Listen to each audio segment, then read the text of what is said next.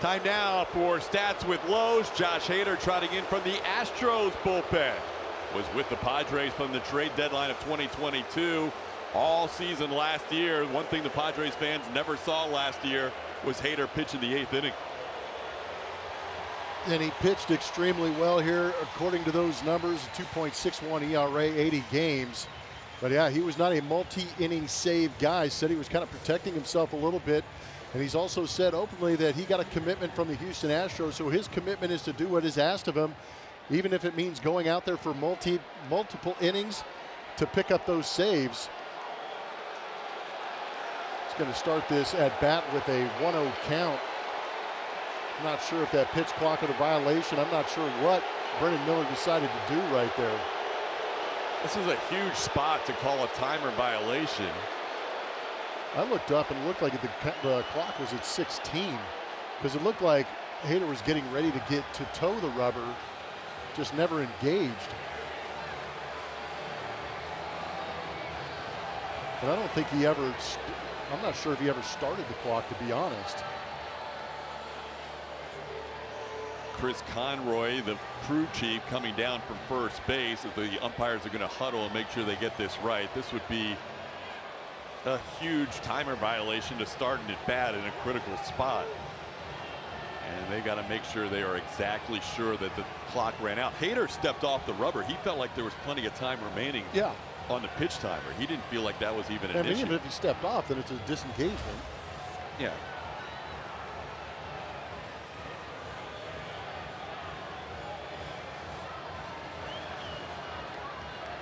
It's a disengagement. Yeah, I don't understand. It's not a pitch clock violation. He stepped off. I'm sure Joe is just. There's a runner on. Yeah, so you're allowed to disengage. Yeah, that's what I felt the same way. Thank you for pointing that out. It's not just, he didn't just step off. I know there's a guy on base. This is a long discussion at home plate. It feels like it should be a step off disengagement, as if you were throwing to first. He just didn't throw the ball. And here's the explanation for Joe. He feels like seems like he's okay with it. You're on a rules check. We're going to do a rules check. Oh boy. Not these Maybe guys. Maybe they're just checking to see if you can disengage before you deliver a pitch, but of course you can because of there's a runner on base. Yeah. Because you can take a step off, take a peek at that runner. There you see the clock running down. And I think Hader kind of realized that there was a runner on third base and said, I'm just going to step off and start this clock over again. Hader might as well keep warming up. All right, here we go. What do you think? Chris Conroy is going to explain to Joe Espada, and he's going to announce to the crowd. After review, Houston issues 1 of their 2 disengagements. I mean, we took 3 minutes to figure that out. Send it up to the booth next time. TK O'Donnell will make the call. Now Mike Schilt wants to talk to Conroy.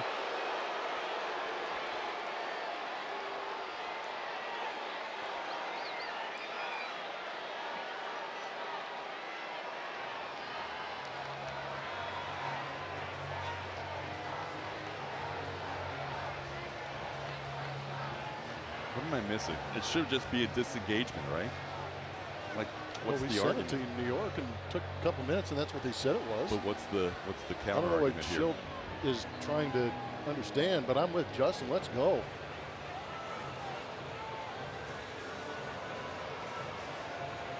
Oh, there's some good news. Head to the 8th in Seattle. All right, we're ready to go. Here we go. Runner on third, 2 outs. Jackson Merrill against Josh Hader. Hey, we get to play baseball.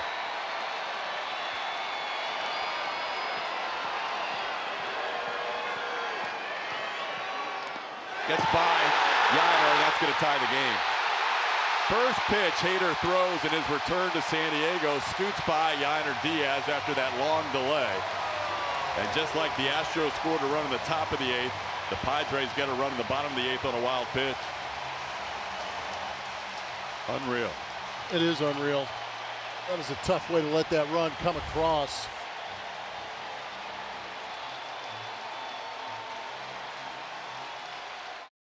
Here at Petco Park, that inning ending on a line out to Josh Hader, who reaches up and snags that soft liner to end that inning. And if you're reading lips, you've got to be better, and I'm in complete agreement. That was just a terrible job of kind of killing the mood of this game and bringing in a pitcher and having him sit on the mound and wait 2.5, 3 minutes while you tried to figure out a simple rule. This ball chopped foul. That was not the way it was ruled, though. They ruled it up. And I just feel like there's got to be an opportunity in New York when they have all of the relevant angles needed to make the correct call on the field, no matter if it's overturning, standing, confirming. You make the right call. That's what frustrated me about Cincinnati. And the frustrating part tonight is Brendan Miller doesn't have to make that call. It's a simple disengagement. Yeah. This ball slicing down the line. If it stays fair, it's trouble. It stays fair. Pena heading to second base. And here comes the throw, head first slide, a leadoff double in the ninth for Jeremy Pena. Good for Jeremy Pena. Astros are going to have to try and fight back again. They've got multiple opponents here in San Diego, but here's starting off this top of the ninth inning. 99 down, Jeremy Pena, one of the better hitters against 95 plus, just slices that one down the right field line to get things going. Just inside that line, Tatis did everything he could to get the ball back in a hurry. But Pena's speed easily beat the throw. Now Jason Hayward bats.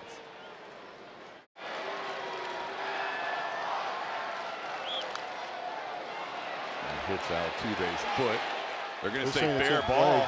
Brendan Miller's going to say that ball didn't hit Altuve, and that's going to be the final out of the inning. Brendan Miller is not ingratiating himself to Astros players, coaches, or manager. You've got to ask for help. You got to check with other umpires to see if it did hit Altuve. Altuve needs to be pulled out of the situation. They need to keep him in this game. They're going to say that's a fair ball, and it did not hit Altuve in the end of the inning. Josh Hader taking the mound here for the bottom half of the ninth inning. Altuve showing where it hit his foot. And now he's ejected. Oh, man, that's amazing.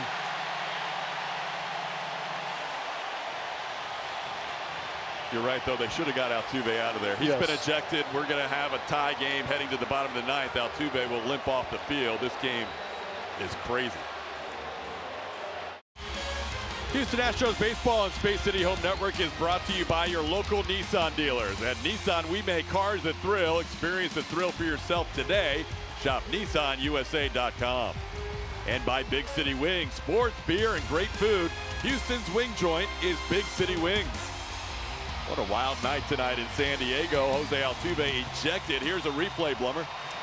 Yeah, you can see the top of the shoe. Watch the baseball changing a little bit of direction, hitting off that big toe of Jose Altuve before it goes to third base. But none of the umpires brought in. Brendan Miller making that call on his own. It looked like a change of direction to the point that Jose Altuve took off his shoe and sock to show where that ball hit. I've never seen that before. Greg Kessinger gets into the game at second base. Altuve and Espada have been ejected from this game. Astros making two changes. Jake Myers taking over from Mauricio Dubon in center field, as Dubon was pinch hit for, and then Altuve was ejected. So the Astros going to Kessinger and Myers here in the bottom of the ninth. Josh Hader back out there facing Xander Bogaerts, who was 0 for 3 today with a couple of strikeouts.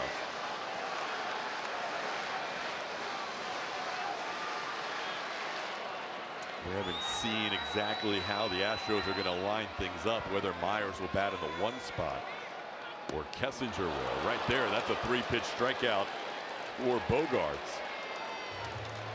And the first out here in the bottom of the ninth. There's Altuve trying to show the evidence. Hit him right there. Polka's exposed. I'm not sure I understand why you don't at least check with the other umpires in that scenario. 100%. They've got the best view. A big enough spot, and they may not have overturned it, but it feels like that would have been the prudent thing to do at that point. This game has had a little bit of everything. It is mid-September. It feels like late October. Padres, best record in baseball since the All-Star break, battling toe-to-toe with the Astros, including Jose Altuve's big toe. Well played, my friend. But it's been on both sides. We've got officiating that doesn't know what the rules are. Impacted the entrance of Josh Hader. We had evidence. It was not used. And here we sit in extra innings with the Astros trying to take this win here at Petco Park with the lead 4-3 as Hector Neris comes in. 56 games, he's pitched in some tough situations. When he was with the Cubs earlier this season, had 17 saves. So here we go, the guy leading the National League in on-base percentage against Hector Neris. 2 outs in the inning and a pitch up and in, and that hits him. Profar hit by that pitch. The Astros don't feel like he was hit at all. I don't think Profar thinks he got hit. Profar doesn't think he got hit, but Brendan Miller, who's certainly injected himself into this game, calls another unusual call here. He calls a hit by pitch where no one feels like he was hit. Profar's asking Manny Machado, what's going on? His reaction is great right now. So Chris Conroy's going to come down. Hit by pitch. Houston's challenging. Brendan Miller popped out from behind home plate like it was no doubt. Yeah, Profar wants to hit. He is not walking down to first base. He wants to take this at bat. Here's another look. It was up and in, incredibly close. Profar did a great job of getting out of the way, but there's no contact. I'm not sure where Brendan Miller's at right now. This shouldn't take very long to overturn. Profar doesn't want the hit by pitch. Profar's like, let me hit. Well, he wants to hit because he didn't get hit. Another delay, unnecessary. He was going back to pick up his bat.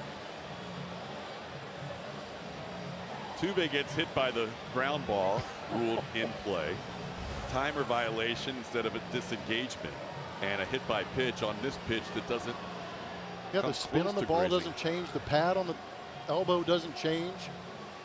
But immediately the reaction to the entire play, instead of actually making the call, is Brendan Miller saying hit by pitch. I mean, if the umpires ask both sides, they both say, let's play. Yeah.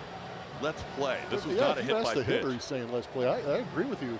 This is Jurickson Profar saying, let's go. I'm ready to hit. I don't need a hit by pitch that didn't happen. But here we are waiting. We are still waiting.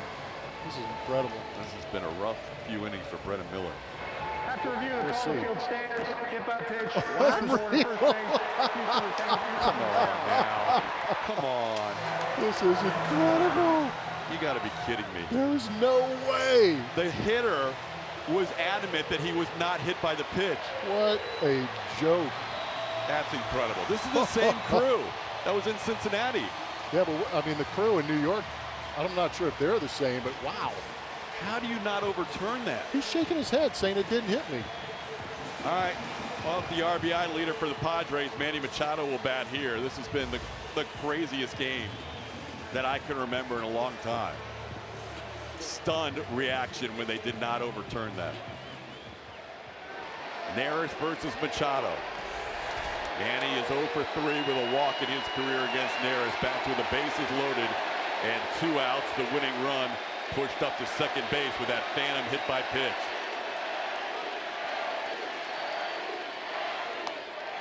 Oh, he did not call that a hit by pitch. Ball 1. Shilty may want to review it. I don't think they're going to challenge. Runner at every base. There's a strike. Manny has the 2-run home run, a single. He's 2 for 4 tonight.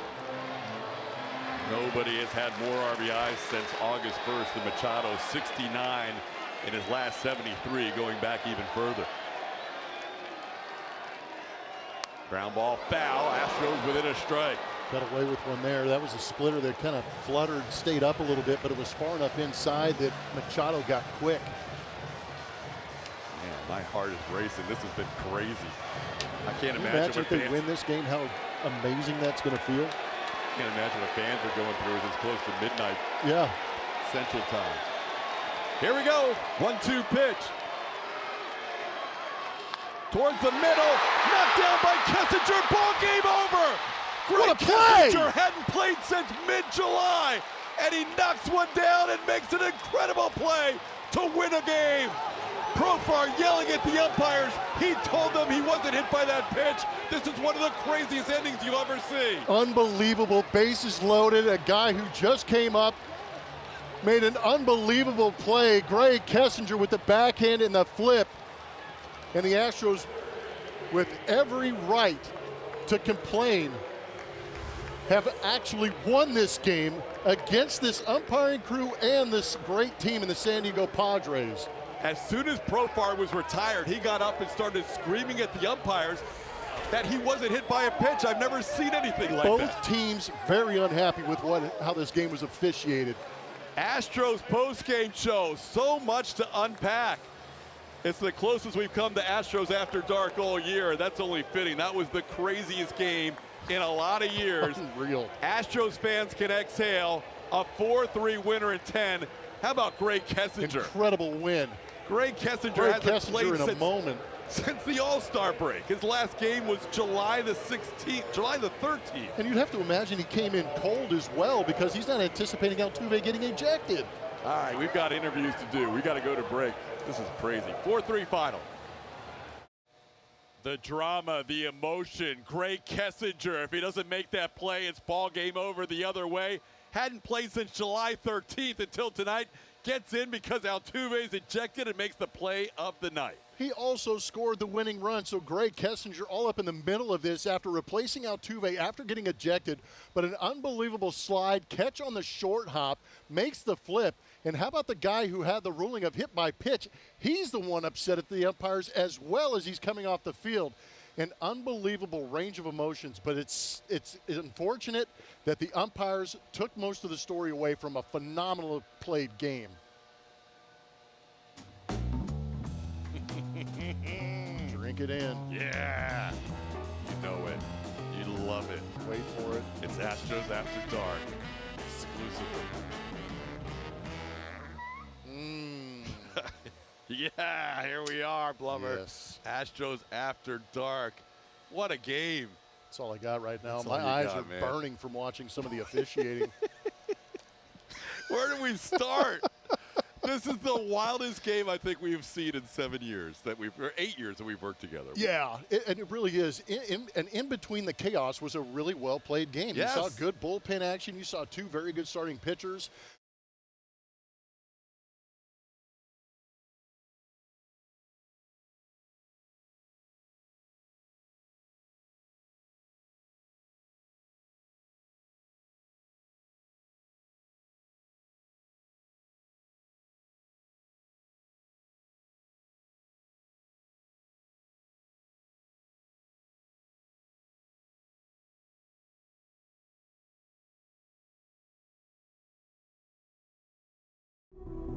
A lot of Astros fans here in San Diego. Get this, everyone. Postseason baseball actually starts 2 weeks from today.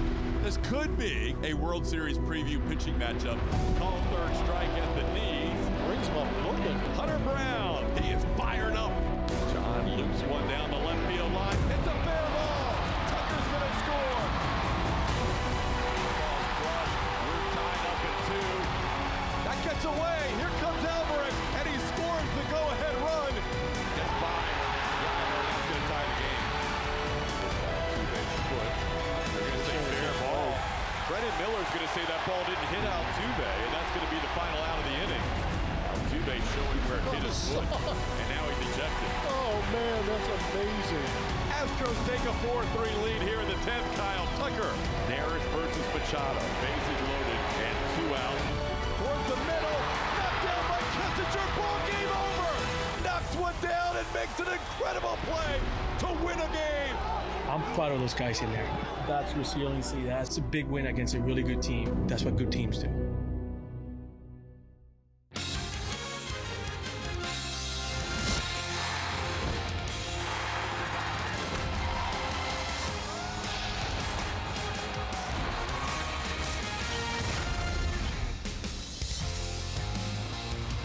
Last night had all the emotion and passion of a late October baseball game. The Astros and Padres will try to replicate that today in the final game of a 3-game series. It is the rubber game of a 3-game set. San Diego winning Monday 3-1. The Astros winning a wild one in extra innings defeating San Diego for just the second time this year. The Padres have lost in extras. Hi, everybody, and welcome. Todd Callis alongside Jeff Blum. Glad you could join us for our final game in San Diego in this crazy series, Blummer. I don't know how we're going to top last night. To be brutally honest, I hope the Astros win. We don't have to top that because I'm still trying to absorb what happened last night. Astros moving from 4 to 5 games ahead of the Seattle Mariners in the AL West, and that puts them in position to get that number 3 seed in the playoffs. As we take a look at the current playoff picture, it's the standings power push presented by Underdog Fantasy. Yeah, it's kind of interesting right now. As it stands, the Astros will be that 3rd seed, the first wild card, if you want to say that. They'd be matching up with the Minnesota Twins before trying to head into that Guardian series. So it's kind of interesting to see the Astros, where they line up. They will be playing somebody out of that American League Central potentially. And Astros have a magic number of 7, and here's what's remaining in their schedule and the Seattle Mariners schedule. And this includes a game every time the Astros play, the Mariners play. They share the same off day a week from Thursday as well. Yeah, and it's kind of interesting. When the Astros get done here with the San Diego Padres, they have a little bit of a brief relief playing against the Los Angeles Angels of Anaheim. They swept them back in Anaheim. You would assume they're going into Minute Maid Park with 4 games against them over the weekend to try and do the same thing. Take all 4 of those games. Remember, we talked about it.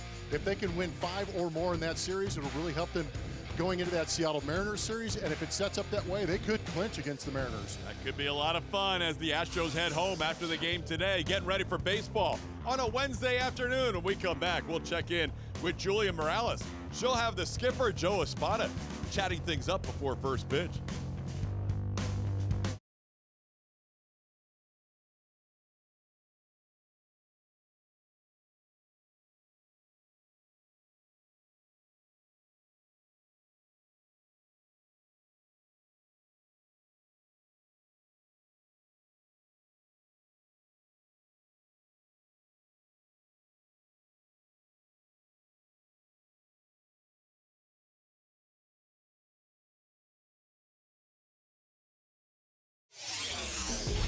League leaders are presented by Houston Methodist. When you talk about guys that hit high-velocity fastballs well, Juan Soto and Yainer Diaz lead the way at 384. Just 1 point behind is Jeremy Pena ahead of Aaron Judge. Yankees and Astros have the top 4 all grouped up in the American League. And tonight's starter Shane Baz averaging 95.9 on his fastball tonight. Got to get that RBI base hit on a fastball at 96. Yainer knocking in the first run of the game to tie it in the 3rd, and then Jeremy Pena will be due up 2nd in this inning. Victor Caratini 3rd. Yainer has that batting average back up to 300 on the season with a team leading 67 RBIs.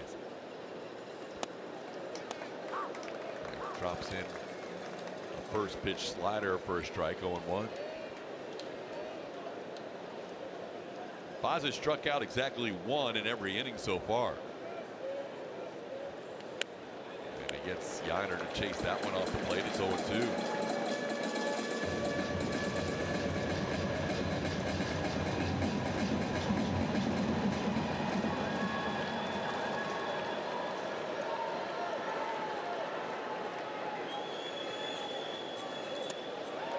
Three-pitch strikeout. Quick work of Yainer Diaz for strikeout number 6. Now a word from Fred Loya Insurance. Customers in Texas who switch from these guys to Fred Loya saved an average of $1,700 a year. Give us a call.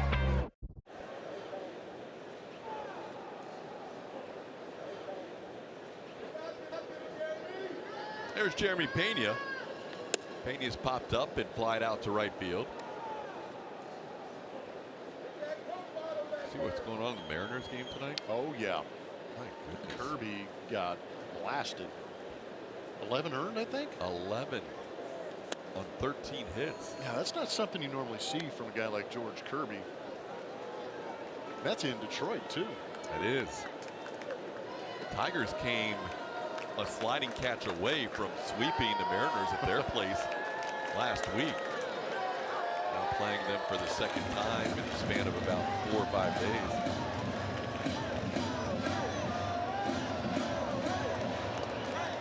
Well, the Astros, who started the day a half game ahead of Seattle, leading 2-1 today, while the Mariners are getting beat in Detroit. This ball hit deep to left field, all the way back and gone. Jeremy Pena hits that fastball well, and he hits it out to left field. The Astros take a 3-1 lead. 96.2 into the zone, 104 getting out of the zone. JP 3 all over the cheese. That was a center cut fastball that was destroyed.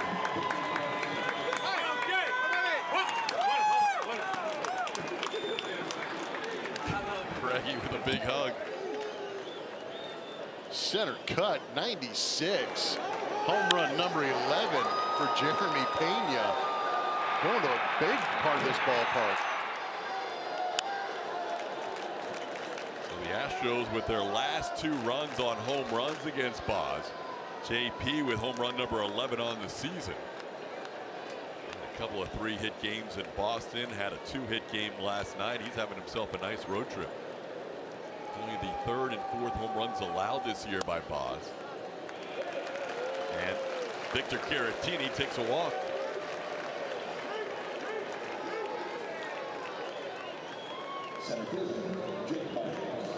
Everybody knows the numbers, and that's the last place you want to leave a fastball to a big league hitter that crushes fastballs. Jeremy taking full advantage, pointing that dugout, letting the boys know he got that one good.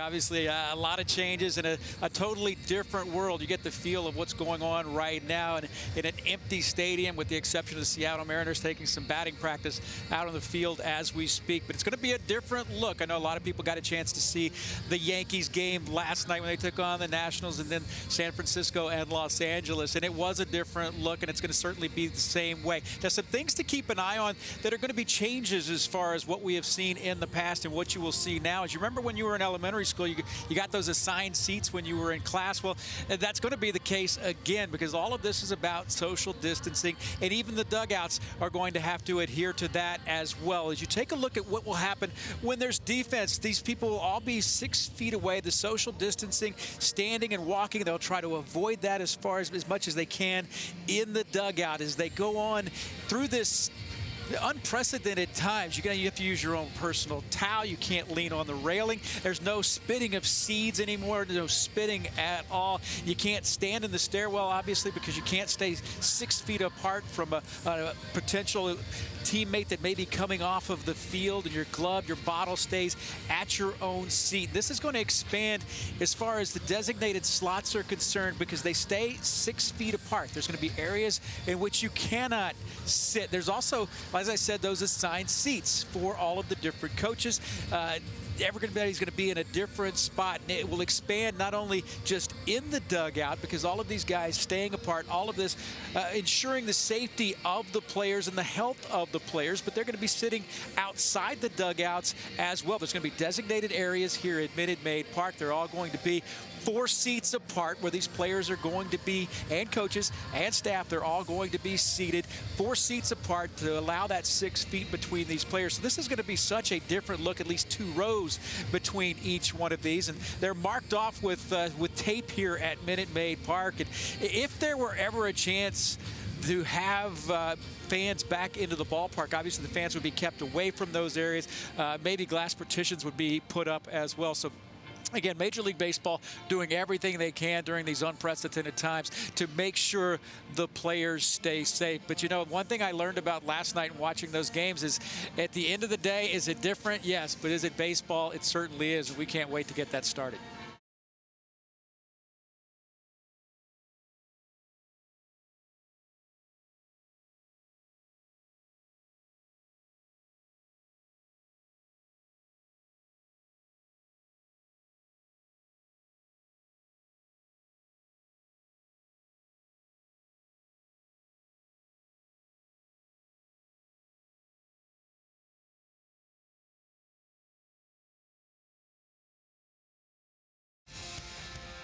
Astros Bases Loaded on AT&T Sportsnet is brought to you by Toyota. Let's go places. And by Rooms to Go. Get one-stop shopping plus decorating made easy. That's Rooms to Go. We welcome you back.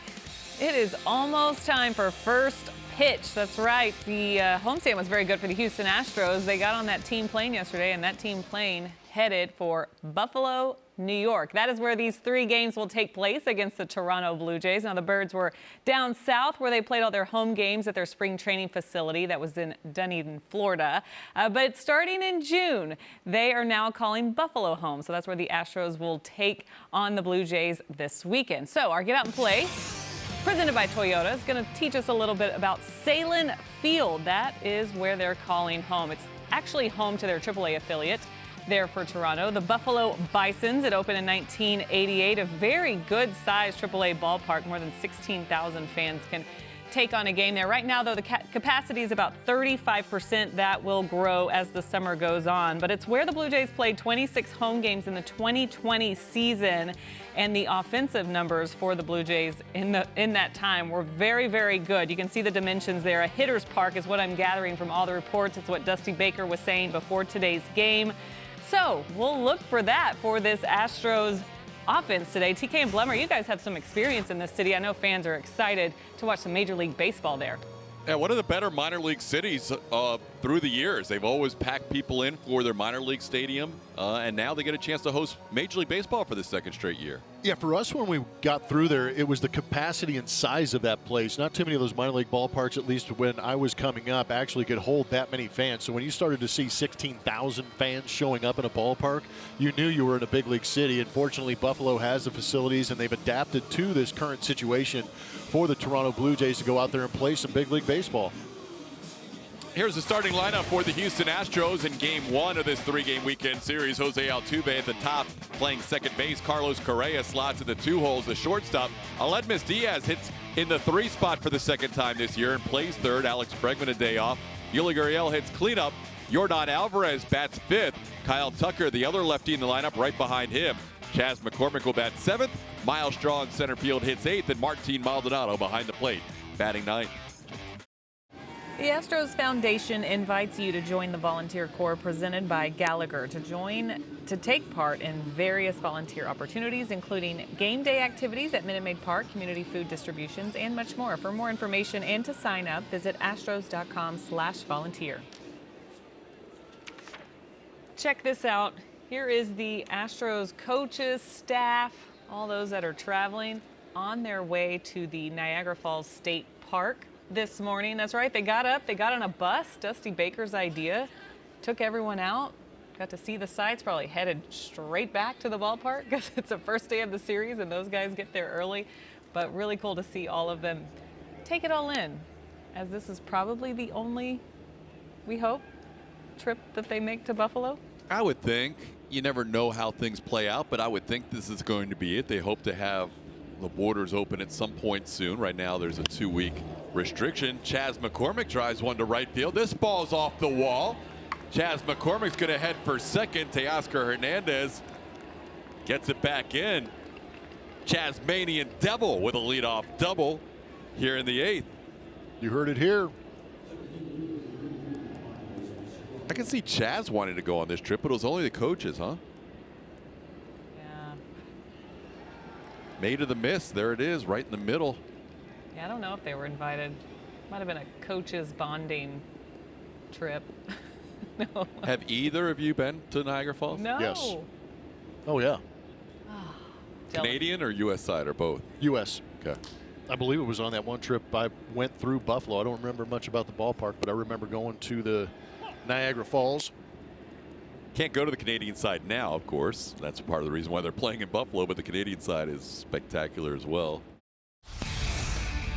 As much offense as there's been tonight, sometimes it's easy to overlook what Zach Greinke has done, but he has been brilliant. He has been absolutely brilliant. This will be 5 starts in a row where he's given extended innings to the Houston Astros.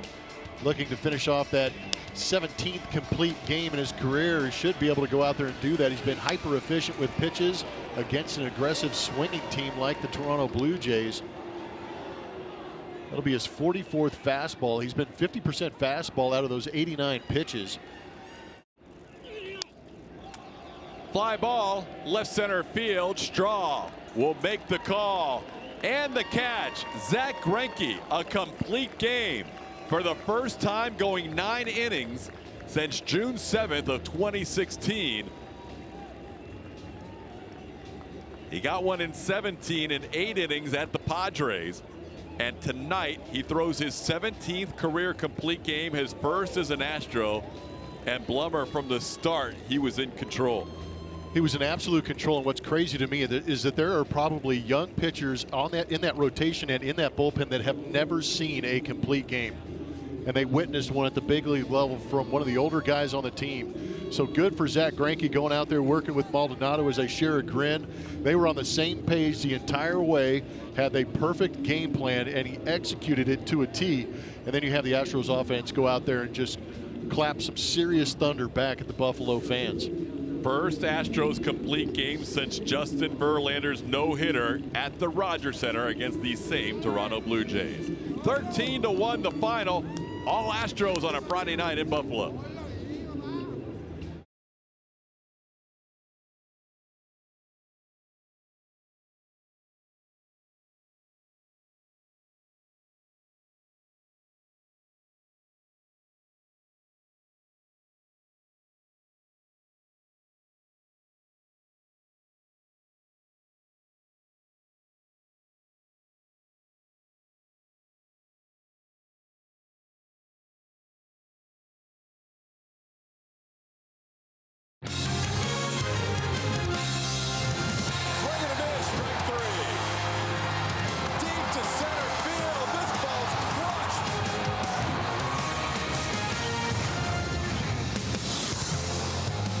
Final game of a 3-game series from the new home for the Toronto Blue Jays, Buffalo, New York. Their first homestand of the year, with the Astros in town for their second home series of the year. Astros winning the opening game on Friday night in convincing fashion, 13-1.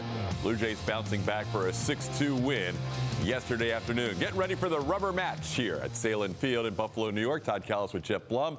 Blummer, it would be nice to kick off this road trip with a series win. It would be nice. They'd end up winning the season series against the Blue Jays, but also start this road trip off with a series win. Also a day off tomorrow. That would be a nice way to go into it. I think everybody's looking forward to that day off. Top of the lineup has been good for the Astros with Jose Altuve, and then Carlos Correa, really, for almost a month now, has been outstanding. Yeah, with Michael Brantley out, our HEB no player does more is Carlos Correa, and he's been able to move into that 2 spot. We've seen him bounce anywhere from 2 through 6. He's even let off a couple of games, but since May 11th, he's done an extremely good job. We knew that the swing was a little out of sync for him. He's starting to line things up a little bit. What I like is he actually went out there and took his walks when he was able to get them. But since getting those walks, he's forced pitchers back in the zone, and we know when Carlos is going good, he can sit back on the off speed and absolutely unload on it. He is a guy, when he is hot, he can carry a team. Carlos Correa, 3-hit game yesterday, a 2-home run game on Friday night. When we come back, Julia Morales will join us. She'll update us on the injuries, including the latest on Ledmus Diaz, who was hit by a pitch in yesterday's game.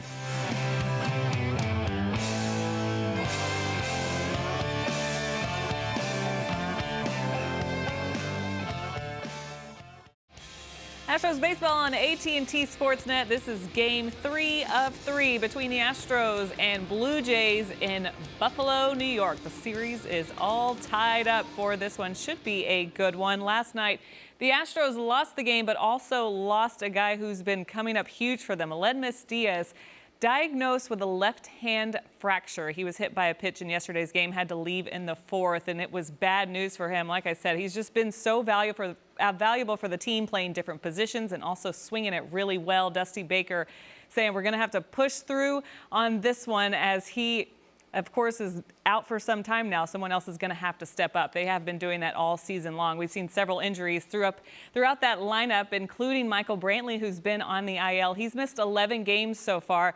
No roster move today, but they did make it sound like Brantley would be activated hopefully by Tuesday in Boston. So he is working his way back, doing some running. It was right hamstring tightness is what landed him on the IL. Dusty Baker saying about him, we miss his leadership in the lineup. We definitely miss his bat. So, of course, course, Diaz, like I said, will be out for some time. They are going to miss him, but this gives an opportunity for someone else to be in that Astros lineup. It's Taylor Jones, who's going to be added into the lineup, a little different from yesterday. He'll play first. Yuli Gurriel getting a half day off. He'll DH today, as the team will have a full day off tomorrow. TK? Thank you so much, Julia. As we take a look at the Astros lineup this afternoon with Jose Altuve, Carlos Correa, and Alex Bregman at the top. You've got Yordan Alvarez hitting cleanup. Yuli Gurriel gets a DH today with Yordan playing in left field. That means Kyle Tucker is in the outfield along with Chas McCormick and Yordan Alvarez. Different looking outfield today for Dusty Baker. Taylor Jones gets to start at first base. And Martin Maldonado once again behind the plate as he will catch Luis Garcia today. And it's going to be left-hander Steven Matz on the mound for the Toronto Blue Jays in his 11 starts as a Blue Jay. You see the 4.22 ERA. That record kind of nice at 6-2. 64 strikeouts in 59 2/3 innings pitched. In those 59 2/3 innings pitched, he has given up 61 hits. Ready to go on a Sunday afternoon. Astros come into today trailing the Oakland A's by a couple of games in the American League West. Blue Jays jumping into third place in the American League East as the Yankees lost again to Boston. Astros will face the Red Sox after this series beginning on Tuesday. Both the Astros and the Blue Jays with an off day tomorrow. Looks like another beautiful day there in Buffalo, New York, as Jose Altuve takes a strike to start this game. Altuve having a good series, 4 for 7 in the Astros' first venture up to Buffalo. Tries to bunt against Matz and bunts one foul. Altuve's been showing bunt a little bit more lately. Down to the count 0-2. It's not a bad weapon for a guy like Jose Altuve or a Miles Straw to be able to have. They have the speed to beat out infield hits, but if you show the bunt every once in a while, it forces maybe that third baseman to come in a little bit more. It creates some tougher angles or opens things up for that hitter. I've seen him do it against left-handed pitchers a lot too, who fall off towards that third base side. He'll try and push it. Down and in, 1-2. Let's take a look at the Toronto defense today. Lourdes Gurriel Jr. leads the American League in outfield assists. 2 times this year he has thrown out Miles Straw trying to score. Randall Grichuk in center field, Teoscar Hernandez in right. Joe Panik gets to start at third base. Bo Bichette, Marcus Semien, and Rowdy Tellez over at first. Altuve drills one to left field, fair or foul. That ball is fair and gone. Home run, Jose Altuve. His 5th leadoff home run of the season and his 19th of his career. And the Astros jump in front 1-0. Not a baby Tuve. Matz will throw off speed early in counts, but he tried to sneak that cheese on the inside corner, and Jose Altuve here with this 1 o'clock start in Buffalo, up and ready to turn on it. It was a beautiful thing.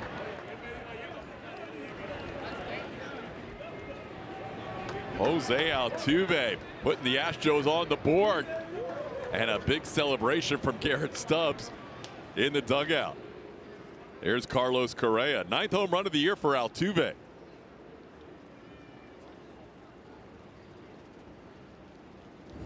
So for years the Astros had the major league leader in leadoff home runs in their lineup in George Springer, now of course a member of the Blue Jays, although he's been on the IL most of the year.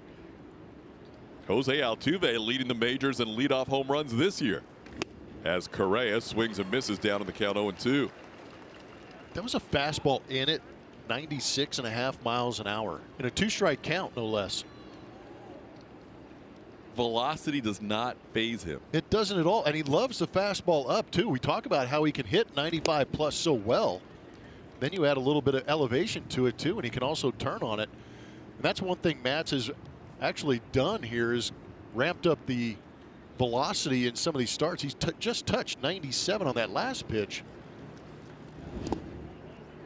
He had not allowed a home run in either of his last 2 starts against the Yankees or the Indians, but allows a leadoff home run to Jose Altuve. And the former Met down early 1-0. Got ahead of Altuve 0-2. He got ahead of Correa 0-2. And now the count evens up at 2 apiece. Little tapper, glove by Matz as he makes the toss to first to get Carlos for the first out of the inning. Back to that home run for Jose Altuve. That was 97 on the inner third off the plate. Just opens up and throws the barrel at it, shoots it out here. That was an estimated 392 feet down that left field line, just keeping it fair. Nice start for the Astros and a great start for Jose Altuve. Time now to check out today's Chevy Stroh poll. It's on Twitter at ATT Sportsnet SW. Gorgeous shot there of Niagara Falls State Park there. Which natural wonder of the U.S. would you most like to visit? Where are you booking a ticket, getting in the car, headed to? Niagara Falls, California Redwood Forest, Yosemite National Park, or Grand Canyon? Vote. We'll let you know which one wins later in the broadcast. Guys, I've been to a lot of places. I've never been to any of those. For real? Yeah. Yeah. We got to get you out of the studio. I've been to a lot of ballparks, but yeah, true. Not actual parks. Not national parks. That was awesome. There's a ball drilled to left field. All the way back goes Gurriel. Looking up. Gone. Home run. The Tasmanian Devil hits his 5th home run of the year. And the Astros lead this game 2-0.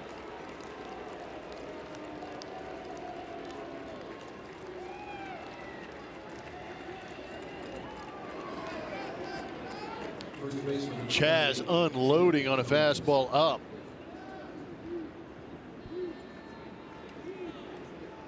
Kind of fits the idea of a Tasmanian Devil just turning on a fastball. Yeah, there you go. Uppercut that bad boy. Here's Taylor Jones. Swing and a miss. I like that Garrett Stubbs is the guy at the end now of the receiving line for the home runs. He's turned into the new Tony Kemp. Jones with a count of 0-1. Yeah, Chaz gets down. He gets on those legs so good. He's not a ground ball hitter. He is definitely trying to lift that baseball. So we were calling him Chazzy Fizz for a while. Julia did an interview with him on the last homestand, and he mentioned that his dad called him Tasmanian Devil. There's a ball hit pretty well by Taylor Jones. That's going to rocket all the way to the wall in the gap in right center field. Jones with his first extra base hit of the season. He's on second base with a double. It's got to feel good for Taylor Jones. Here's the home run. That was a slider at 91 coming right back into that uppercut of Chaz. He destroyed that. That ball went 405 feet. Leaving no doubt in Buffalo that he's got some pop.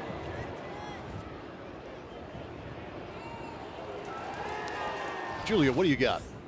I talked to Chaz not just about his nicknames, but also about the power we've seen from him so far this year, and asked him where that came from. Is his swing always been a swing that can produce that kind of power? He said that came on for him in his senior year of college. That's when the power numbers started to get good for him. So that's carried over. And he loves the power numbers, but he also was really focusing on getting his average up too here recently. But he'll take it. That dugout will take it too. Yeah, good to see the power for Chaz. 5 home runs and 72 at bats. Bregman first pitch swinging, fouls one back. Alex struck out looking his first time up.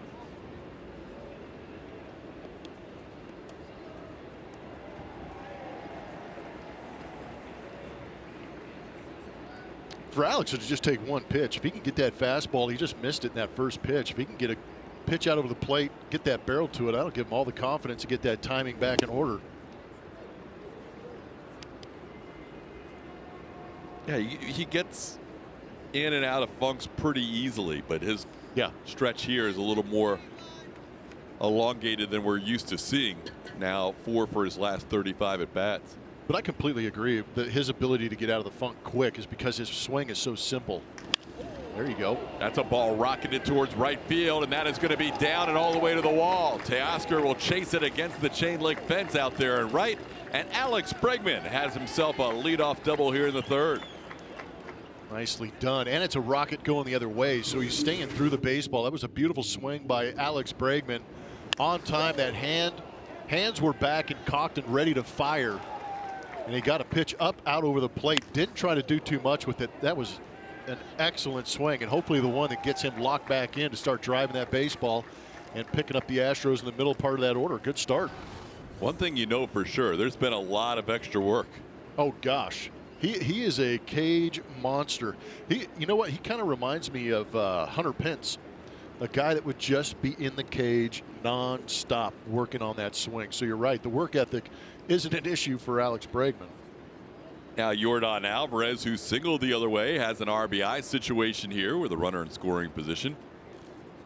Yordan 3 for 4 now against Steven Matz in his career. Takes a pitch up and in for ball 1. Astros with limited regular season at bats against Steven Matz. Some of them saw him in various outings with the Mets in spring training.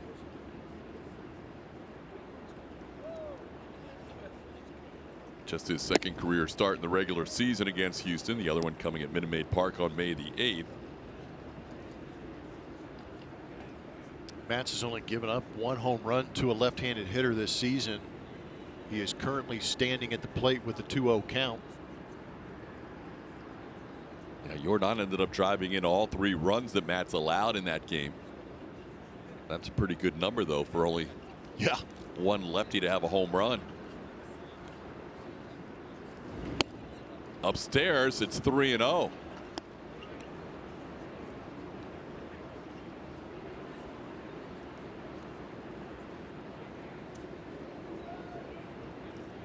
Astros with 2 solo home runs lead this game 2-1.